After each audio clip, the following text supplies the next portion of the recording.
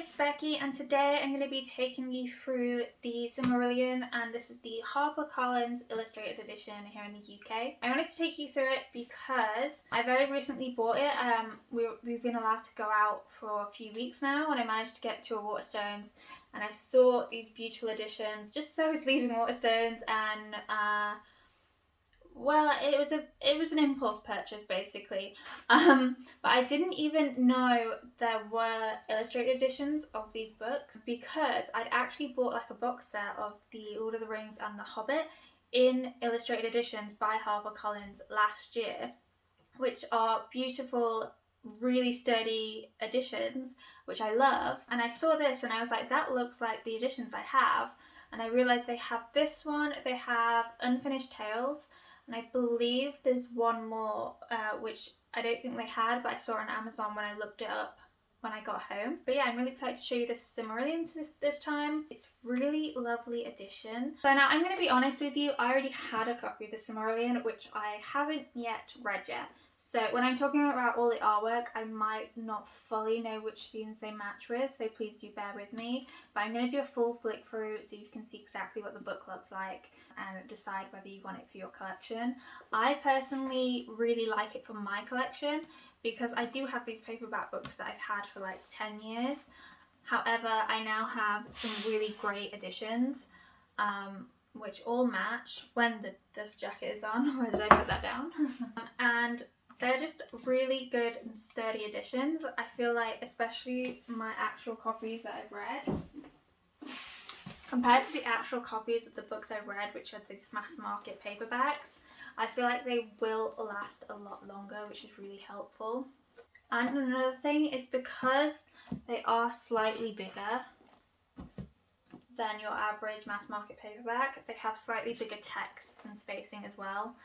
Which isn't as much of, you can actually see how much I've read before I put this down, but it does have slightly bigger and wider set text, which makes it easier to read too. It's fully hardback, it's got this beautiful dust jacket. I'll show a close-up. Mine is slightly damaged around the edge, just where the book meets the dust jacket, but I'm not too worried because that's why we have a dust jacket basically, to make sure any wear and tear is not on the book itself.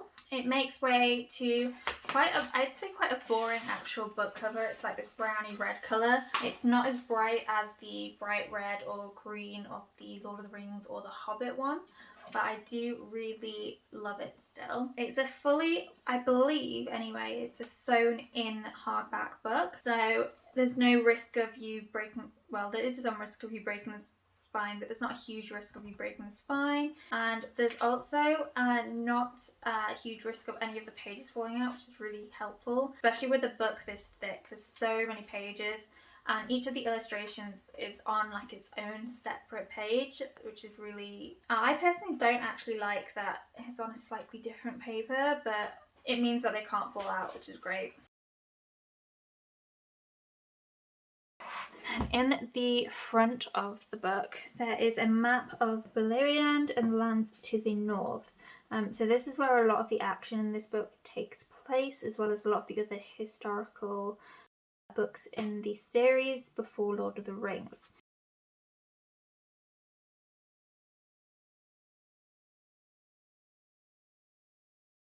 And then that's the same map in the back. And then if you go back to the front, it's lovely contents pages telling you about every single little thing. Plus it gives you a list of all the different plates. So this is what I'm going to go off as I go through this, because I do not know what any of these are. Actually, I'm not even going to, I'm going to put music on. You can have a nice subtle flick through to see all these images. And hopefully not my hair. But there is quite a few. There's 49 different plates throughout this book, so that's brilliant. A foreword, a preface, and a letter to Milton Waldman too. So a lot of beautiful, beautiful additions to this book.